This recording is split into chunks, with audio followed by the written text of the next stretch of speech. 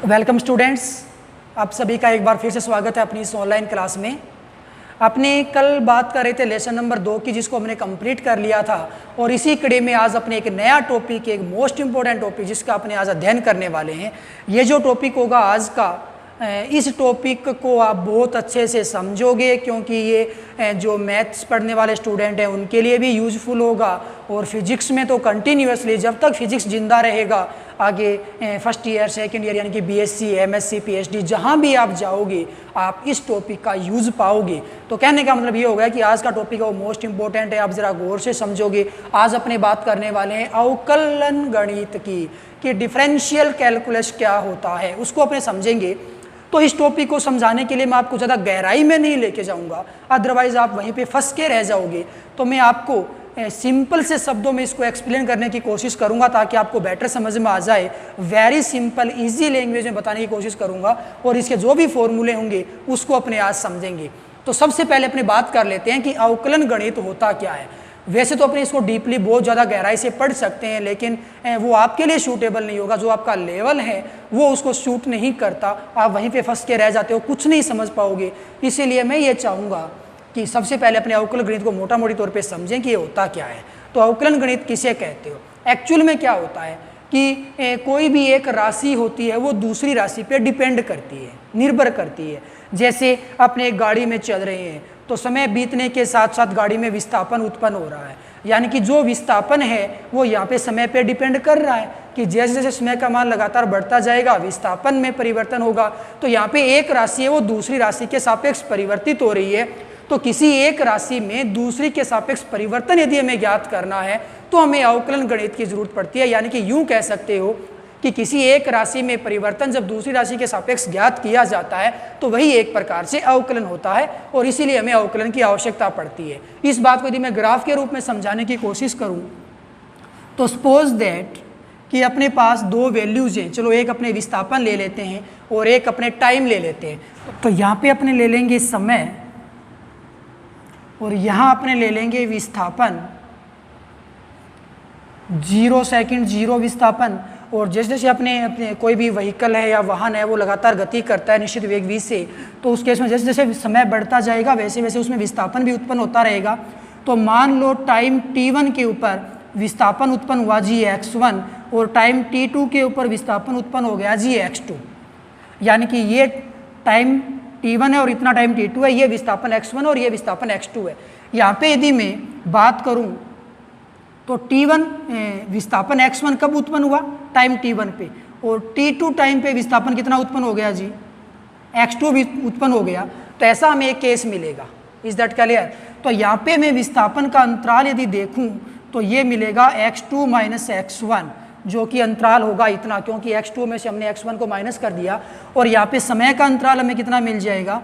t2 minus t1 मिलेगा, जो कि ये डिस्टेंस होगा, क्योंकि इतना टाइम t2 है और इतना टाइम t1 है। तो ये हमें मिल जाता है t2 minus t1, x2 minus x1। इसको आप कह सकते हो बच्चों डेल x अंतराल को, और इसको आप कह सकते हो डेल t।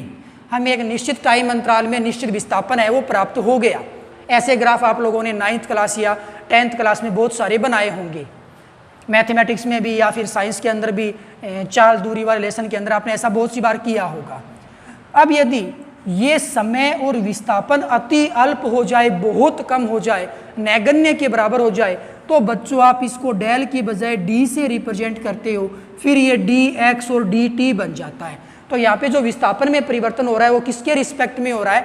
टाइम के रिस्पेक्ट में हो रहा है। टाइम के सापेक्ष यहाँ विस्थापन में हमें परिवर्तन नजर आ रहा है। तो यहाँ पे विस्थापन में जो भी परिवर्तन होगा वो टाइम के रिस्पेक्ट में होगा। तो विस्थापन में कितना परिवर्तन होगा समय के सापेक्ष, उसको आप ऐसे ज्ञात करते हो dx अपॉन dt के फॉर्मूले से। ऐसा क्यों? क्योंकि जब आप यहाँ से इसका स्लोप निकालोगे, जिसको आप क्या बोलते हो tan थीटा फाइंड आउट करना, स्लोप जब आप इसका ज्ञात करते हो, यानी कि tan थीटा का मान जो आप ज्ञात करते हो, जिसको आप ढाल या प्रवणता कह सकते हो एक प्रकार से, तो यहाँ पे जब भी आप इसका स्लोप यानी कि इसका ढाल या प्रवणता ज्ञात करते हो तो tan का फॉर्मूला क्या निकल के आता है? उसके लिए अपने पास क्या होगा? यहाँ हमें एक त्रिभुज मिल जाएगा कुछ इस प्रकार से। ये एंगल थीटा है तो बच्चों ये एंगल भी थीटा हो जाएगा। तो ये जो डिस्टेंस होगा वो तो होगा dt और ये जो डिस्टेंस होगा वो होगा dx। तो tan बराबर लाल बटा कक्का से क्या होता है, लाल बटा कक्का से होता है लंब बटे आधार। यहाँ पे अभिलंब जो है वो तो dx है और आधार है वो dt है। तो ये बच्चों यहाँ कितना बन जाता है dx अपॉन dt, और ये स्लोप या ढाल ज्ञात करना ही उसका अवकलन होता है। कहने का मतलब किसी भी राशि में जो भी परिवर्तन होता है दूसरी राशि के सापेक्ष, तो उसको फाइंड आउट करने के लिए आप उसको इस प्रकार से रिप्रेजेंट करते हो। तो ये dx अपॉन dt, ये जो आपको नज़र आ रहा है इक्वेशन या एक प्रकार से प्रतिरूप नज़र आ रहा है, वो अवकलन को रिप्रेजेंट करने का एक तरीका होता है। और इसका बेसिक मीन्स होता है कि किस में किसके सापेक्ष परिवर्तन होगा, x में t के सापेक्ष परिवर्तन होगा। जिस राशि में परिवर्तन होता है उसको अपने ऊपर लिखते हैं और जिस राशि के सापेक्ष होता है उसे अपने नीचे लिखते हैं। तो इसको हम क्या कहेंगे, t के सापेक्ष x में परिवर्तन। अब बात ये आती है कि इसका मान ज्ञात कैसे होगा। तो बच्चों इसका मान ज्ञात करने के लिए अपने पास बहुत सारे फॉर्मूले होते हैं। x का यहाँ पे अलग अलग मान हो सकता है, उन मानों के आधार पे अपने अलग अलग फॉर्मूले बनेंगे। उस फॉर्मूलों को आप याद रखोगे, जिसकी सहायता से आप आसानी से किसी भी एक राशि का दूसरे के सापेक्ष है वो मान ज्ञात कर सकते हो, अवकलन कर सकते हो, यानी कि अवकल गुणांक है वो आप फाइंड आउट कर सकते हो। तो सिंपल से शब्दों में बात ये करूं कि किसी एक राशि में दूसरी राशि के सापेक्ष जो परिवर्तन होता है, जो परिवर्तन की दर होता है, वही उसका अवकलन होता है। और उसको ज्ञात करने के लिए tan थीटा यानी कि इस प्रकार से आप उसका फॉर्मूला रिप्रेजेंट करते हो और अवकलन को रिप्रेजेंट करने का तरीका कुछ इस प्रकार से होता है। तो आइए अब अपने बात करेंगे कि इन राशियों का मान कैसे कैसे होगा और उसके लिए क्या क्या फॉर्मूले काम में आने वाले हैं। तो सबसे पहला फॉर्मूला अपने पास होगा बच्चों कि y का मान कोई भी एक अचर राशि है, c है, c यहाँ पे क्या चीज़ है, अचर राशि है। तो हमें इस अचर राशि का मान लो x के सापेक्ष अवकलन करना है। तो बच्चों फॉर्मूला ये होता है कि यहाँ पे जो भी अचर राशि होती है, क्या लिखूँगा मैं यहाँ पे मैं अचर नाम लिख देता हूँ, उसका जो अवकलन होता है वो 0 होता है। अचर राशि का अवकलन 0 होता है। इसका मतलब ये हो गया कि किसी एक भौतिक राशि के सापेक्ष अचर राशि में कोई भी परिवर्तन नहीं होता, वो हमेशा कांस्टेंट बनी रहती है। तो पहला अपने पास रूल ये है कि अचर राशि का जब भी आप अवकलन करोगे उसका मान 0 आएगा, उसमें परिवर्तन है वो 0 आएगा। इसको अपने एक एग्जाम्पल के तौर पर समझते हैं। जैसे मैंने क्या किया, y का मान मेरे पास 4 है और बोल दिया कि इस राशि का x के सापेक्ष आप अवकलन कीजिए। x के सापेक्ष हमें क्या करना है, x के सापेक्ष हमें अवकलन करना है। तो आप क्या करोगे, dy upon D x is equal, आप कैसे लिख पाओगे, d अपॉन डी एक्स, और यहाँ पे y का मान पुट कर दो। y का मान बच्चों कितना है, 4 है। तो dy अपॉन डी एक्स, सूत्र क्या दिखाई दिया हमें कि ये 4 है, वो तो अचर राशि एक संख्यात्मक मान है और अचर राशि का जो भी अवकलन होता है किसी के भी सापेक्ष x y z t जो भी होगा, अचर राशि का हमेशा अवकलन किसी भी राशि के सापेक्ष हो उसका मान 0 होता है। तो इसका मान है वो यहाँ पे dy अपॉन डी एक्स का मान है वो हमें 0 प्राप्त होगा। एक इंटरेस्टेड बात मैं आपको और बता दूँ कि यहाँ पे केवल ज़रूरी नहीं है कि संख्यात्मक मान ही हो, आप जिस राशि के सापेक्ष मान ज्ञात करते हो या अवकलन करते हो ये मान उसके पदों में नहीं होना चाहिए। मतलब ये हो गया कि मैंने y का मान ले लिया बच्चों 4c ले लिया, 4c, c यहाँ पे कोई भी नियतांक है या कुछ भी वैल्यू है c, और हमें बोल दिया कि x के सापेक्ष अवकलन करो। x के सापेक्ष क्या करना है, हमें अवकलन करना है। तो फिर क्या हो जाएगा, dy अपॉन डी एक्स। तो d अपॉन डी एक्स, यहाँ पे y का मान कितना है, 4c है। तो यहाँ पे जो भी आपको पद नज़र आ रहा है जो कि y की वैल्यू था उसमें कहीं भी आपको ये x नज़र नहीं आ रहा, यानी कि वो वैल्यू नज़र नहीं आ रही जिसके सापेक्ष आपको अवकलन करना था। तो यहाँ पे यदि ये ऐसी वैल्यू x के पदों में मान आपको नज़र नहीं आ रहा है तो ये ऊपर वाली जितनी भी बड़ी वैल्यू होती है चाहे वो किसी के भी पदों में हो, x y z a b c d, सिर्फ ये पद नहीं होना चाहिए, x का मान यहाँ पे नहीं होना चाहिए। तो ऊपर वाली पूरी की वैल्यू जो है वो कॉन्स्टेंट यानी कि नियत मानी जाती है और यहाँ पे इसका मान है वो आवश्यक रूप से 0 आएगा। अब यहाँ पे मान लो t के सापेक्ष करना होता तो भी यहाँ पे t का पद नहीं है तो भी मान 0 रहेगा। लेकिन यदि आप इसको कोई बोलता कि c के सापेक्ष करो, तो c के सापेक्ष जब भी आप करोगे तो ये जो 4c आपको नजर आ रहा है, इसमें जिस राशि के सापेक्ष आप अवकलन कर रहे हो वो राशि यहाँ पे गिवन है। तो अब यहाँ पे ये कंप्लीट मान है, वो नियतांक नहीं है। नियतांक तो तब होगा जब आप इस राशि का c के अलावा अन्य किसी के साथ भी अवकलन करते हो, तो उस केस में ये सारे मान नियतांक होते हैं, और नियतांक यानी कि अचर राशि का जो अवकलन होता है वो 0 होता है। तो ये अपना पहला रूल कि अचर या नियतांक का अवकलन है वो कितना होगा, 0 होगा। ठीक है जी। सेकंड रूल, किसी भी राशि का स्वयं के सापेक्ष अवकलन हमेशा 1 होता है। जैसे हमें अवकलन करना है x के सापेक्ष, और किसका, x का अवकलन करना है, इसका मान जी 1 होता है। या यूँ समझ लो dx से dx कैंसिल 1 बचा, ऐसा मान सकते हो याद रखने के लिए केवल। तो किसी भी राशि का अवकलन उसी के सापेक्ष किया जाए तो मान हमेशा कितना होगा, 1 होगा।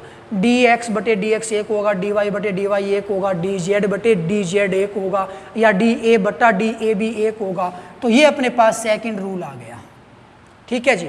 मोस्ट इंपॉर्टेंट रूल की अपने बात करते हैं कि d अपॉन dx, यहाँ पे पद तो x का है लेकिन x की घात में है, तो इसका अवकलन कितना होगा। उसका फॉर्मूला बच्चों क्या होता है, जो घात होता है वो पहले आ जाएगा और x की जो घात है वो फाइनल 1 कम हो जाएगी। तो ये अपने पास तीसरा रूल होगा, यानी कि x की घात n का जो अवकलन होगा वो n x की घात n माइनस 1 से निकाला जाएगा। इसको मैं एग्जाम्पल के तौर पे क्लियर करने की कोशिश करूँगा।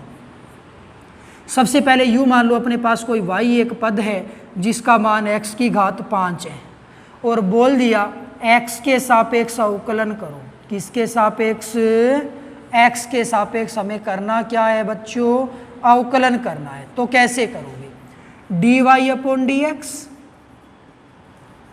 d अपॉन dx और y की वैल्यू पुट कर दीजिए x की घात 5। तो जब भी आपने इसको देखा x की घात 5 को, तो आपकी समझ में आया कि x की घात n की भांति हमें नज़र आ रहा है। तो इसको आप क्या करोगे, dy अपॉन dx, फॉर्मूला लगा दोगे, घात पहले आ जाएगी 5 और x की घात 1 कम करके लिखोगे 4।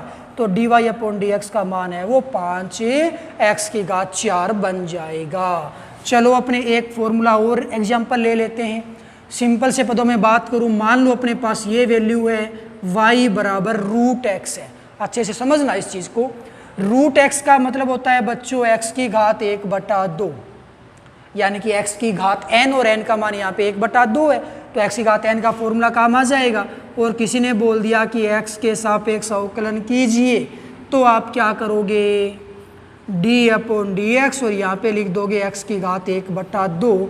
तो इसको जब आप सोल्व करने बैठोगे ना, तो कितना बन जाएगा, x की घात n का फॉर्मूला, तो घात तो पहले लिख दी और x की जो परिणामी घात आएगी वो 1 कम होके आएगी।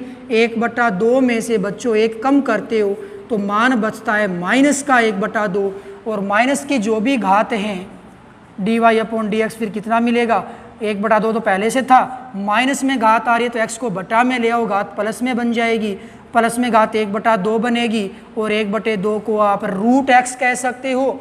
तो ये dy अपॉन dx का जो मान आएगा वो 1/2 रूट x बन जाएगा। ये इसका फाइनल आंसर बन जाएगा। कहने का मतलब x की घात n, जैसे भी फॉर्मूला आप अप्लाई करोगे x की पावर n का, आप उसको आसानी से फाइंड आउट कर पाओगे। चलो आगे बात करते हैं नेक्स्ट रूल की। नेक्स्ट अपने पास फॉर्मूला होगा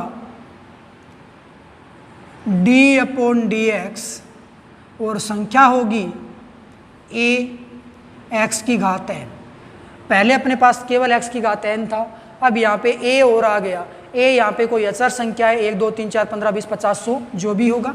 तो इसका सॉल्यूशन बच्चों कैसे होगा, अचर राशि है वो सेम रहेगी, यानी कि अवकलन से बाहर आ जाएगी, और x की पावर n का जो होता है वही सेम रहेगा।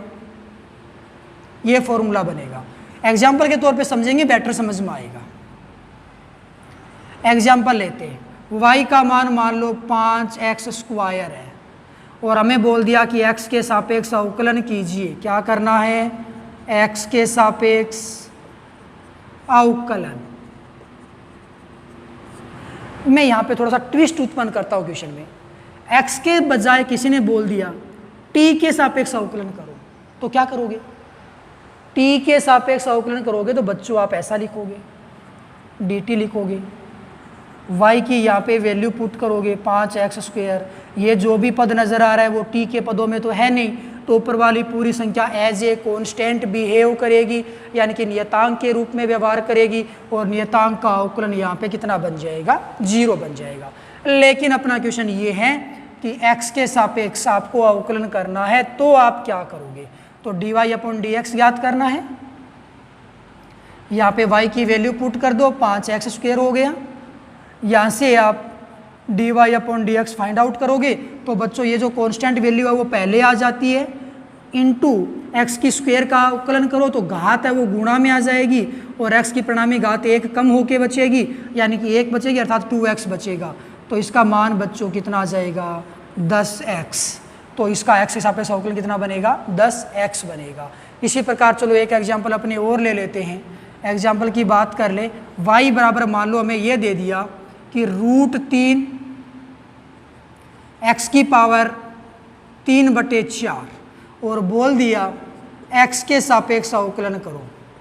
x के सापेक्ष हमें क्या करना है, अवकलन करना है। तो क्या करोगे, dy/dx इज इक्वल y की वैल्यू पुट कर दो, √3 x की घात 3/4, तो ये बन जाएगा बच्चों dy/dx। जो भी अचर राशि है वो पहले आ जाएगी, और x की घात n का यहाँ से फॉर्मूला लगा दोगे तो x की घात n का फॉर्मूला क्या था, जो भी घात है वो पहले आ जाती है, और x की परिणामी घात यहाँ से 1 कम होके बचती है।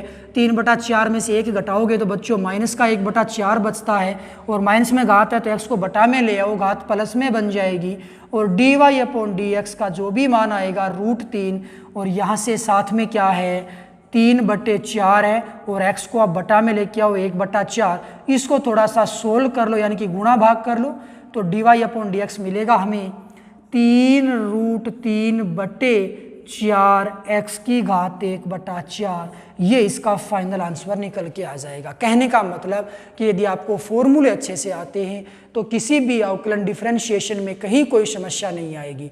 तो आज हमने जितने भी फॉर्मूले लिखे हैं, याद किया, समझा है, उसके ऊपर मैं आपको कुछ एक क्वेश्चन दे देता हूँ, आप उसकी प्रैक्टिस करोगे ताकि आपके अच्छे से याद हो जाए। तो बच्चों आप कुछ क्वेश्चन लिखोगे, नोट कर लेना। पहला क्वेश्चन होगा आपके पास x की घात 8 का सबका x के सापेक्ष अवकलन करना है। सभी का क्या करोगे, x के सापेक्ष अवकलन करोगे। ओके, नेक्स्ट होगा √2 x की घात 4, तीसरा होगा 2 √x, चौथा हो जाएगा x की घात 10। ये 4 क्वेश्चन आप खुद से निकालने की कोशिश करोगे, और प्रत्येक का x के सापेक्ष आपको अवकलन करना है। चलो एक क्वेश्चन और डाल देता हूँ कि अपने ये सारे के सारे जो मान है वो y के मान है, y का अवकलन करना है x के सापेक्ष, और एक संख्या आएगी अपने पास 10, y बराबर 10, इसका भी आप x के सापेक्ष अवकलन करोगे। तो ये आपके सामने 5 क्वेश्चन है, इसको अच्छे से सोल्व करने की कोशिश करना, अच्छी प्रैक्टिस करोगे। आज के लिए बस इतना ही। Okay, bye, thank you.